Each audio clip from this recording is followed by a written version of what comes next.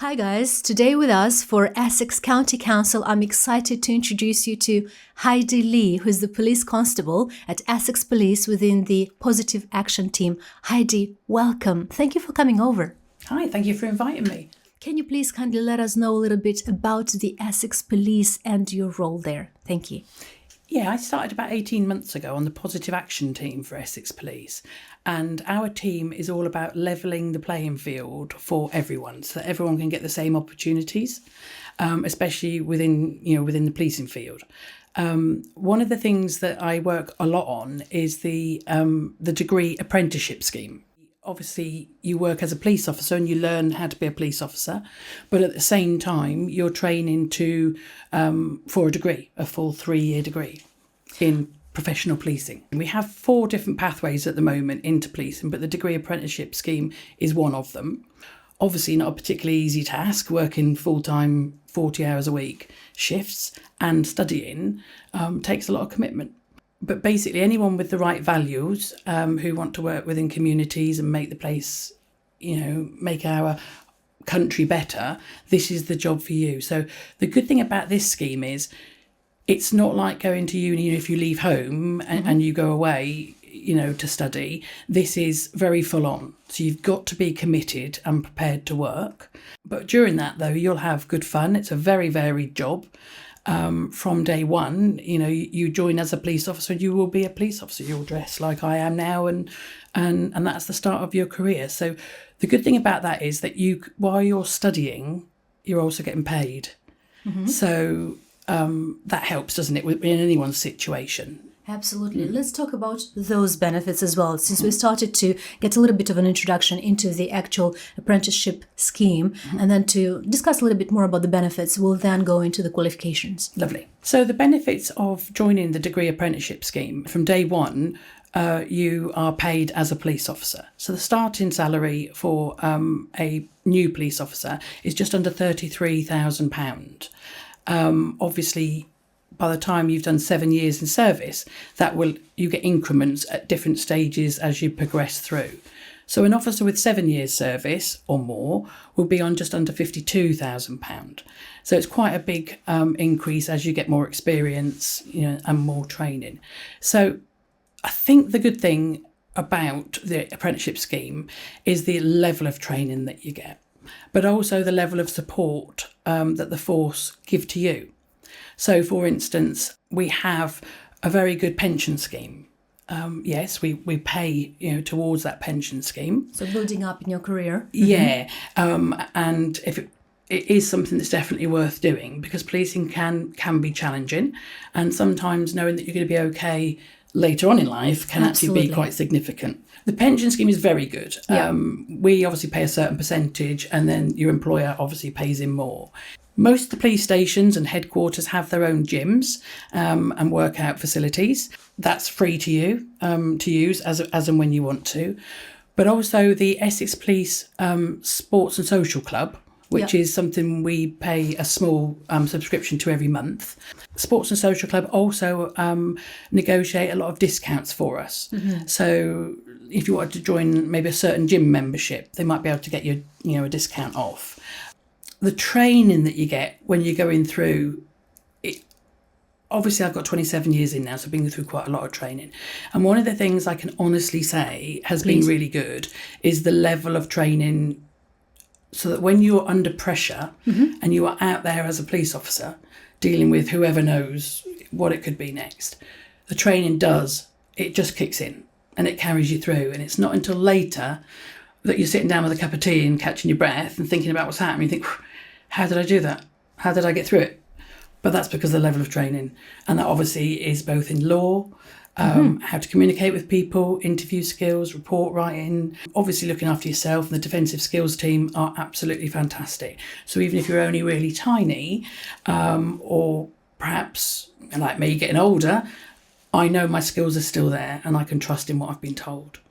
That's amazing. What you're telling us is that there's a very good grounding when it comes to building skills for life. And with that in mind, could you please kindly let us know, from the perspective of the students, are there any particular qualifications that they require to join in? And are there any particular requirements on that ground? The main requirement to join any policing in the UK on any pathway is that you must have lived in the UK for 3 years continuously, and then you must have leave to remain. So like if you're on some form of visa, that wouldn't work. So you have to get, through the government, the leave to remain status and 3 years residency. And after that, once you've got that, or if you're a Commonwealth citizen, then of course you can join. Yeah, definitely. Thank you so much, Heidi. All very detailed and good answers for the young people to get a little bit more into it, because they need to be informed thoroughly, and you're giving them the right type of information to just get into it quicker. Now, in terms of qualifications, we were saying for the younger people, what do they need to get in order to have a good entry? Okay, so you've got to have your maths and English level 4 or better in GCSE. That's a must. You have to have them. For the degree apprenticeship, you do need to have or be working towards 2 A levels or equivalents, but they can be in any subject. So it doesn't have to be maths or English. It could be whatever you choose. That's excellent. Thank you so much for the answer. And now let's take a little look behind the scenes. Can you let us know what a day in the police apprenticeship might look like, please? Yeah, so initially on day 1, you would meet with everyone else at Chelmsford headquarters. We've got the training college there, the police training college. Everyone would be split up into different pathways depending what route you've taken. And then in your classrooms, you'll probably be with about another 20-ish new starters as well. Normal introductions, get your uniform, and just generally starting the journey towards being a police officer. So there's so much to learn.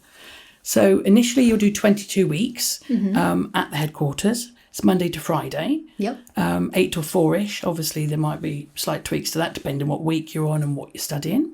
So you get your weekends off at that stage. There is parking there and the gym facilities and things like that while you're studying. So that 22 weeks is a long time. That's a lot of input, but it's necessary because you've got to learn all about the law, about communication styles. How are you going to deliver the best service to the community that we police? So you normally have 2 or 3 trainers during that time, and you will know from the beginning what you'll be doing when, roughly. And then it's mainly classroom based. They do a lot of scenario work so you can practice, your arrests and how to say the caution. Because I certainly remember when you first do all that, all you're worried about is the words, but obviously you've got to get the words right and you've got to do the actions right. But that's what they support you with. That is what the training is all about. It's so having a glimpse into the real life, environment, so that you can learn and then at the same time apply your learnings as well. Exactly, and of course you're all doing it together. So you might feel a bit silly doing role plays or something like that, but you're all in the same boat. And the trainers are usually very, very experienced police officers. So they've been there, they've done it. And whilst it might have been a while ago, we do remember how hard it was when we joined. So you're all in the same boat together. But I can honestly say it is hard work and you do have to commit yourself to it, but it's good training and that will follow you through. Thank you so much, Heidi. Can you please let us know who is providing the studies, how they're being provided as part of the experience, and for how long? Yes, Essex Police work in collaboration with Anglia Ruskin University, also based in Chelmsford, so they're quite close to each other. And basically, you have a mixture of both police trainers, so they could be civilian or police officers, but then Anglia Ruskin tutors come in and they will take certain parts of the course. So the bits that are more concentrating on like dissertations and more of the studying side of it, they will come in and talk you through that. Because some police officers might not have done a degree and that's not where their expertise is. So you're going to get the best of both worlds, both the policing and from the university. And they come to you at Chelmsford, so you haven't got to do any travelling, to the university and worry about where you're going to park and things like that. They would actually come in, to help you all together. Excellent. So that means the convenience is being provided, and it's the case of actually receiving your knowledge within the premises of the police department, which is very, very convenient. When it comes to what are they getting out of their studies, you're saying that the studies are very varied as well. And when it comes to the tuition fee, can you please let us know how does that work? So you're going to be, the studies are going to be led by Angley and Ruskin. So they will keep you, online as to what you need to be doing there, what you need to be studying towards.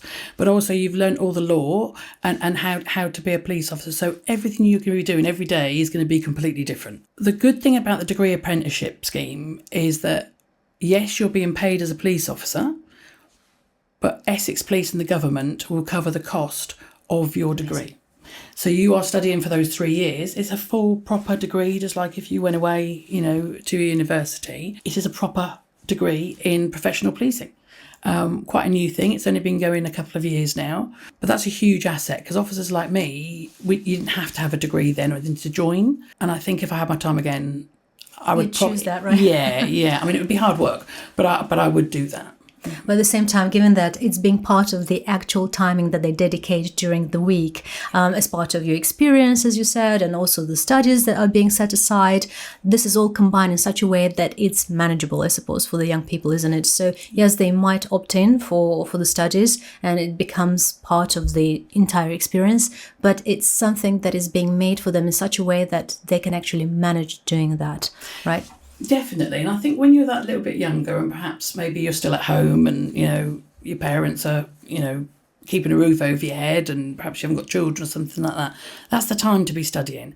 That's the time, yes, you're earning a decent wage while you learn to be a police officer, but you're going to have the time, usually when you're younger, to do the study. And that's the time to do it, isn't it? Before you get yourself settled down with mortgages and children and all the other worries that come with life.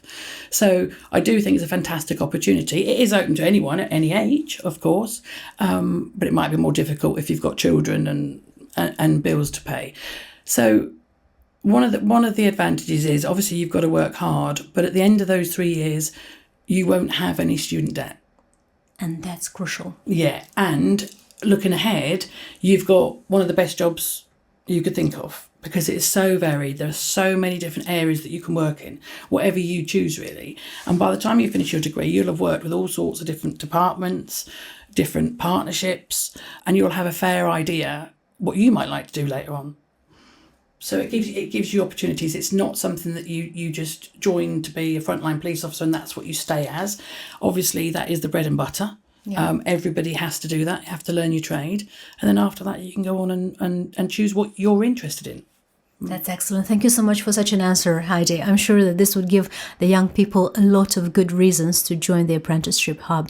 And now to be able to wrap this up and finalize on a good note and solid note, can you please let us know how to apply it? I'm sure it's very straightforward, but just to remind young people. Yeah, so if you're interested, Essex Police do a lot of outreach events where we might go to certain areas where you could come, you could talk to police officers and get advice, on a one-to-one basis. They're all advertised on the Essex Police website.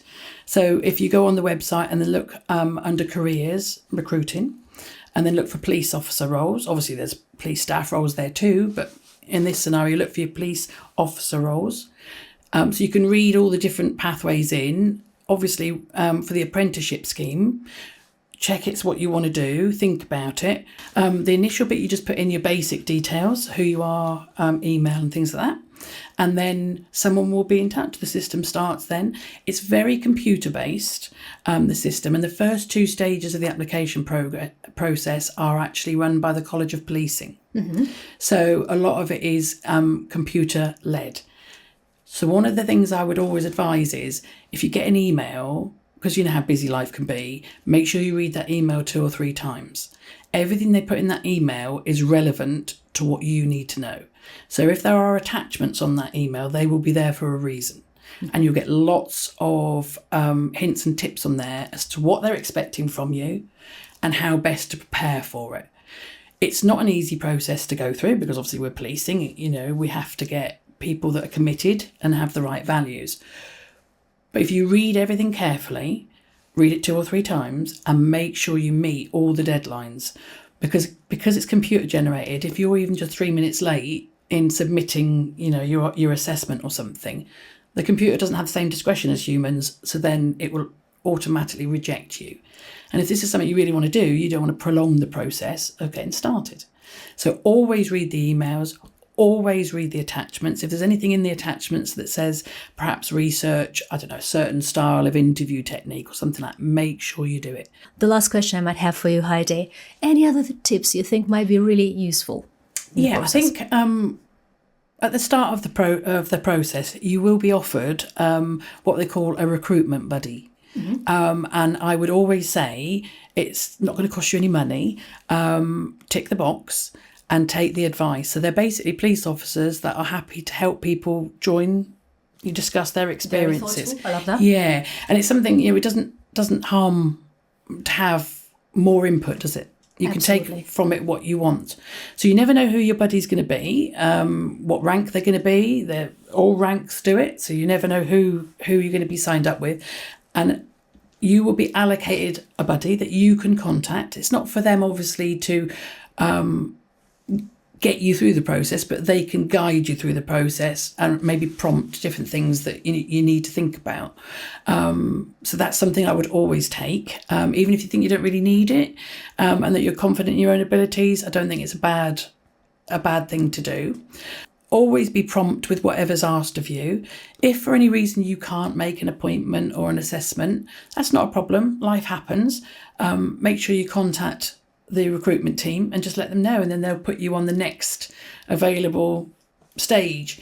There is a mandatory briefing, which you have to go to, but we do also run other workshops that you could attend if you want to.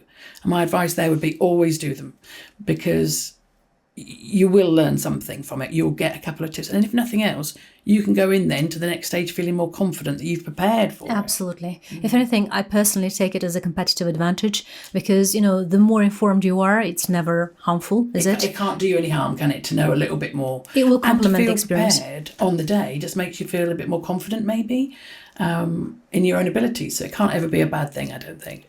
Heidi, thank you so much for your answers. That was one topic that we haven't touched base on that we really wanted to, and I'd be very keen to discuss that a little bit more in details, because you've mentioned earlier that the candidates, the applicants who are successful in their journey to become the police officers, they get exposed to all sorts of situations and environments.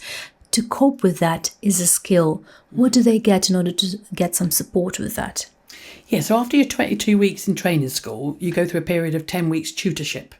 All of you will do that. And that's in uniform, working shifts on the front line. So you never know what you're going to be doing next. You'll be assigned a tutor who will work with you for those 10 weeks. And basically, it's just a case of going to the next job, whatever comes up on the radio. So you don't know what you're going to be doing next. Could be the theft of a milk bottle, or somebody's plants or something somewhere. But it could also be something a lot more challenging. Perhaps a domestic violence incident, or perhaps somebody has harmed themselves. So you are going to be exposed to sometimes not the better side of life. But we're very lucky. We have a lot of support networks, and the organisation recognises and works really hard to support us throughout our service. So say you go to something and it challenges you and it upsets you.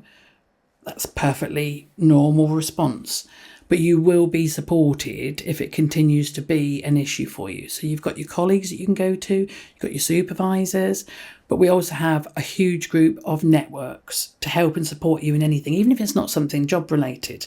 So we have like a parenting network, we have a menopause network, which I know is not really relevant to this age group, but we have LGBT networks.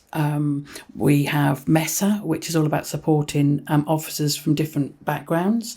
If you're neurodiverse or you have some form of condition, we have the Disability and Carers Network. So again, they know a little bit more about legislation and how, what sort of things can be done to help and support you. But we also have occupational health department who are very good, and they have counselling services, mindfulness, well-being.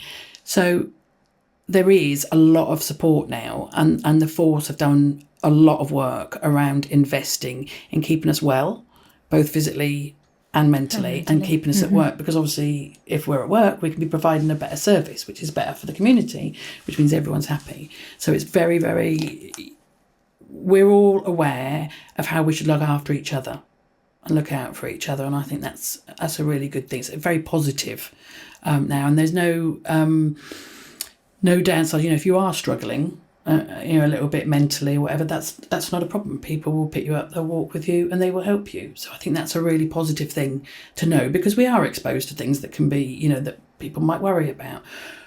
I've seen all sorts of things over the years. I'm still here 27 years on.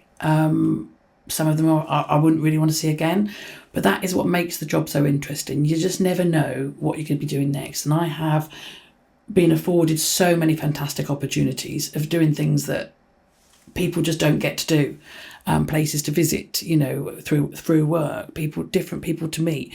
You never know what's coming next, and the opportunities are just fantastic. Get out there and get it done. Heidi, that's been priceless. Thank you so much for your time. Very grateful. Lovely. Thank you. Nice to meet you. Nice to meet you.